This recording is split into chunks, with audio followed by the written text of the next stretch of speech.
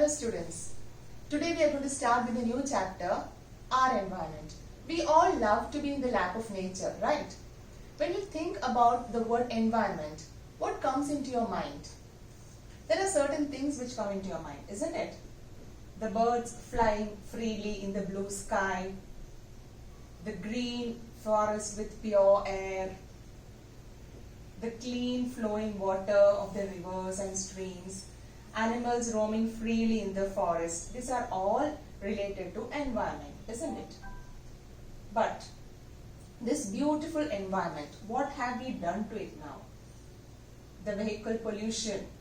The vehicles have, because of the burning of fossil fuels, we have created air pollution. The pollution due to industries. Industrialization has damaged the environment. Water pollution, that is the pollutions from the domestic as well as industries. The water has polluted so much, deforestation, and ultimately the climate change which has resulted in melting of glaciers. So we are surrounded with so many problems today, isn't it? So the pure green earth has now exactly turned into a barren, polluted environment. It's very difficult to survive in such an environment. Okay. So we have been facing lot of environmental issues since last century. And the main problems we are facing are land pollution, air pollution and water pollution. But the main part we are going to deal in this chapter is related to land pollution. Okay? And land pollution is especially due to disposal of wastes. Now the disposal of wastes, it can be related to either the domestic wastes or the waste coming from the industries. So disposal of waste is a major problem we are facing today. And when you talk about the waste management or the wastes produced, we have so many types of wastes. That is bottles, then fruit and vegetable wastes, glass bottle, wood, hair, plastic bag, hardware, cans, paper. These are all some of the wastes which I am talking about. Now if you just try to put all of those inside the soil and observe them after some days, some of these wastes has got decomposed. But still there are so many wastes which remain in the soil for a longer time. Okay. So now we are coming to the point, that is there are two types of wastes, that is the biodegradable and the non-biodegradable wastes. Okay. So what is the difference between the biodegradable and non-biodegradable waste? The biodegradable waste got decomposed, but the non-biodegradable waste, it persisted in the environment. Now what is the reason for that, we have to learn. Okay. What do you mean by biodegradable? Bio means life, degradable means breakable. Okay, that is if the substances are able to break into simpler products, they are called as biodegradable. Now how does this happen? It is done by the enzymes which are actually released by the decomposers. So biodegradable means it can be broken down by microorganisms like bacteria or fungi. These are the saprophytes, and they release enzymes which act upon them, converting the complex substances into simpler forms. So those substances which can be acted upon by the enzymes, that food items like fruit, vegetable, grains, flour, bread, paper, clothes, hair, dead bodies, these are all coming under biodegradable because the organisms like bacteria and fungi, where they release enzymes in the environment which will help in decomposition. Okay. So now what do you mean by non-biodegradable? There are certain substances, in spite of these enzymes present in the soil, you can see the enzymes present in the soil, they are not able to degrade some substances like plastic bottles. Okay. So non-biodegradable substances cannot be broken down by microorganisms into simpler forms. That means the enzymes are not able to act on them. The complex substance will remain that way for a longer time in the environment because the enzymes released by the bacteria and fungi are harmless or not affecting them. Example of such non-biodegradable substances are plastic bags, rubber, glass, wood, thermocol, etc. Okay. So why is it called as enzymes are specific in function? Why are certain substances biodegradable and certain non-biodegradable? The reason is enzymes are very specific in function. They can degrade only certain substances. For example, you can see the example here. When an animal dies, it undergoes decomposition, and after few days you can see nothing remaining there. It has got mixed with the soil. So what happens during the course of time? That is, when an animal dies or a plant dies, saprophytes grow around it. That is, the saprophytes, the mushrooms, fungi, bacteria, they all grow on it and they secrete enzymes. That is, here extracellular digestion happens. So when the enzymes are secreted, these enzymes act as a catalyst and they break the complex substances into simpler forms. And then the simpler products are absorbed into the saprophytes body. Is it clear? So that is what are saprophytes. So saprophytes are actually helping in the returning back of the nutrients to the environment. So only those substances, only those wastes which can be degraded by these enzymes are called biodegradable, and so these enzymes are specific, or called as enzymes are specific in function. They cannot degrade non-biodegradable substances. Okay? So when the enzymes are not able to degrade these non-biodegradable substances, they accumulate in the earth. Say they are accumulating in the soil, they get dumped in the water bodies, or they are getting deposited at the river banks or the seashore, and you can see it is affecting the animals also. So disposal of non-biodegradable waste is a major issue we are facing today. By seeing this picture, you will also know about its gravity more. See, for an apple core, it will take 2 months to degrade. The enzymes will act on it. And a disposable diaper, children, you see, it is taking 450 years to degrade. Aluminium, 200 years. Cigarette butt, 1 to 5 years. Chewing gum takes more than 25 years. You're just chewing it and throwing it away. Plastic bag, it takes 10 to 20 years. A glass bottle is undefined. Plastic bottle takes 450 years. A fishing line takes 600 years. So these are very common things we are using in our daily life, and we are just throwing it there in the dustbin. You can imagine the amount of non-biodegradable waste we are producing every day. So now, what is the difference between biodegradable and non-biodegradable substances? In the exam point of view, these are the differences you have to learn.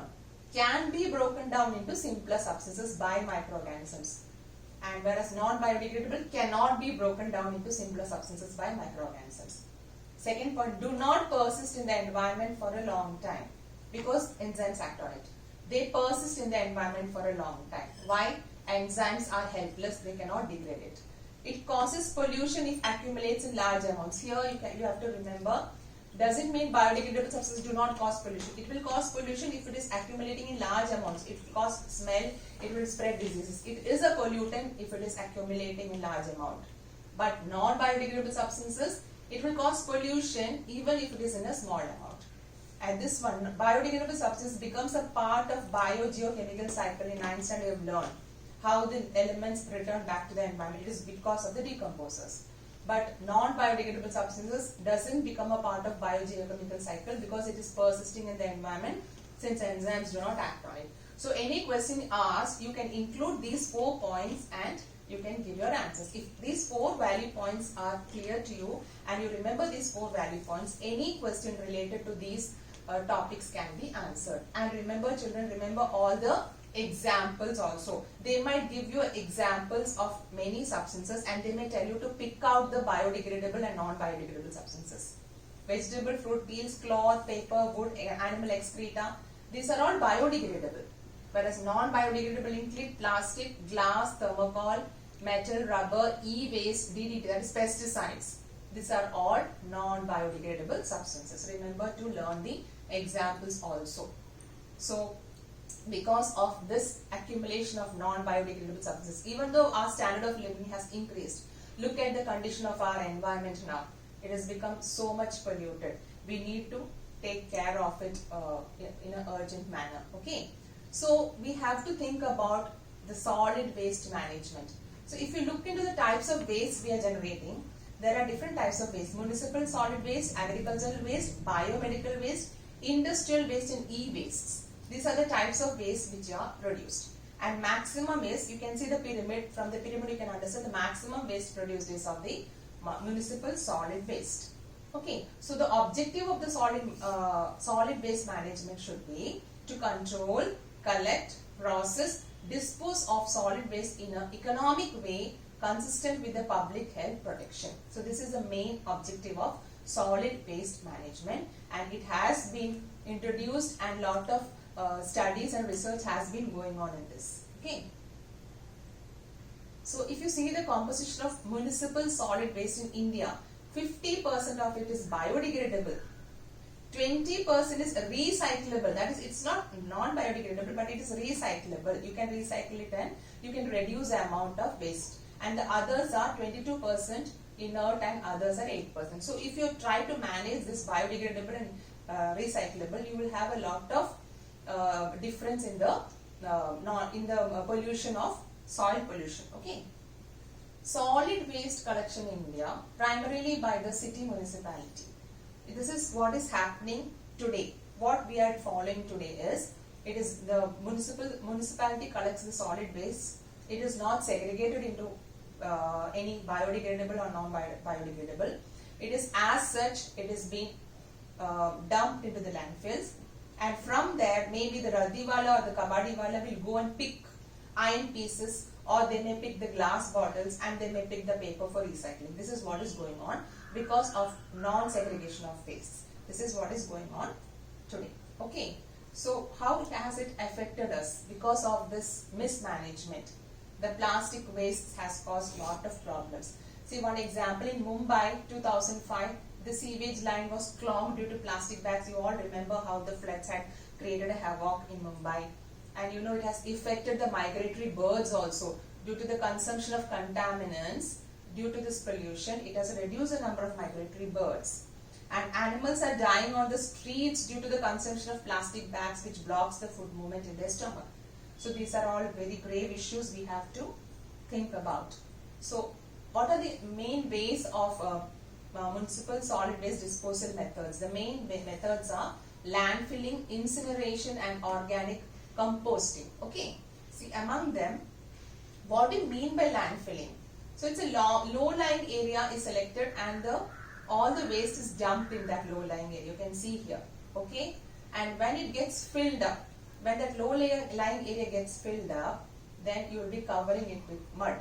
You can see in this picture, it's very clear. You can see that here, it is compactly packed and covered with mud. And the other place, again then the dumping in the landfill area goes on and it gets covered. You can make a landfill site artificially, or it is also there naturally. Okay. But it is not a very good method because here non-biodegradable substances are also present.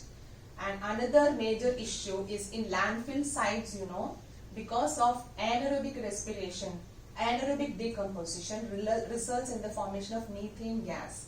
So it causes fire. So causing fire in landfill sites is a very common thing, and it pollutes the entire environment in the locality. If you have heard about the Deonar landfill area in Mumbai, where every now and then we can see in the news that fire has broken out there. So this is a major issue. It is causing the land pollution already is there. It is also causing air pollution.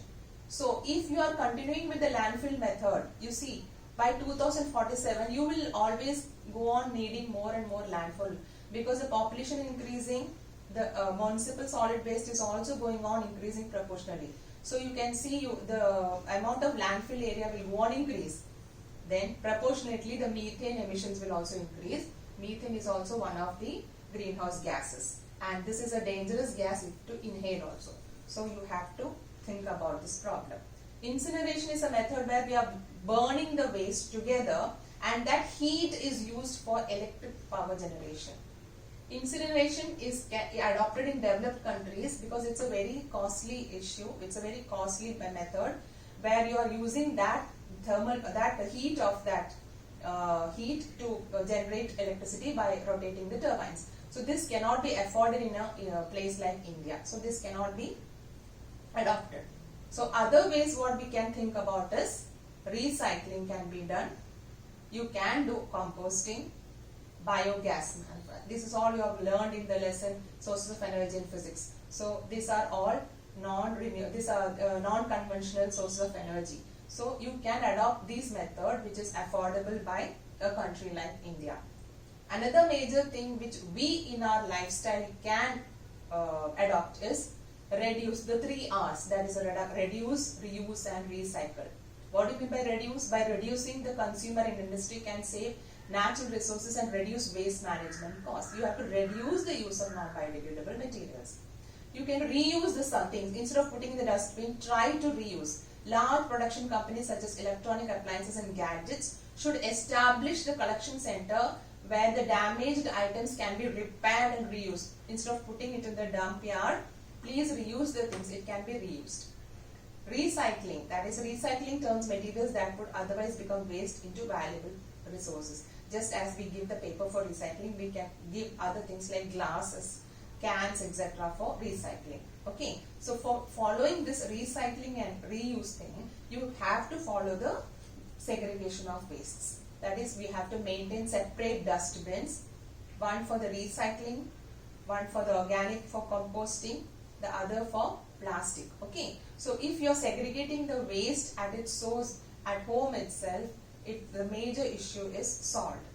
So, and in our country we have adopted many eco-friendly methods to avoid this disposal of non-biodegradable waste. See, one of the methods is we have now we have at least reduced the use of the plastic thali, spoons and straws. Every now and then there are people, NGOs and people who are coming forward and they are developing natural biodegradable options like cornstarch thalis, wooden spoons, paper straws, carry bags, etc. See, why I am telling you this is, children, this lesson is a lesson where you can get variety of questions for the board exam. So they may ask you give examples from your daily life. So you can suggest these examples. They can ask you to give your suggestions. So these points can be quoted in your answer as examples where you can reduce the use of non-biodegradable substances and you are using eco-friendly methods, because this one, once disposed in the soil, it is degraded by the enzymes. Okay. Similarly, one major Indian Railways brings back cullets, replaces plastic with clay products. We used to get the tea in the plastic cups. Now the Indian Railways have adopted cullets which is made of clay. So once it is used, it is just disposed of in the soil. So it gets mixed with the soil. Okay, and the same thing can be again remolded and used also. So this is one initiative which is given in your textbook also. So how can I as an individual help in following 3 R's? This is also one question asked in the exam. How can I as an individual? Please don't write the government should do this and that. How can you as an individual, as a student? So when you go out for shopping to help your parents, please don't carry plastic bags, and you can say no to the plastic bags to the vendor who is giving you and take your own bag. And then similarly, you can segregate the waste at home. Please don't mix the biodegradable and non-biodegradable substances. The recyclable things can be separated and given to the recycling center. This as an individual you can definitely do. So how can we reduce the waste? Buy in bulk to reduce packing. Take a reusable shopping bag with you so that you don't have to use a paper or a plastic bag from the shop. You remember, you are avoiding use of paper also, because when you are using paper, you are also spoiling the resource, that is natural resource. Paper is made from trees. Okay. Say no to a plastic shopping bag when you only have a couple of items. Choose products that use less packaging. Buy reusable items rather than disposable ones. Take your lunch to school in a reusable container. Please avoid using aluminum foils in schools. That is also is non-biodegradable. Okay. And you also, when projects are made in the class, please avoid using thermocol. Thermocol is a non-biodegradable substance. So you as an individual can do that. You can save paper by reusing the paper. Use both the sides of the paper. You can use a blackboard for doing your rough work and all, instead of wasting paper and notebooks. So you are saving the natural resource. So we all together, children, we definitely can bring back our happy earth. Thank you.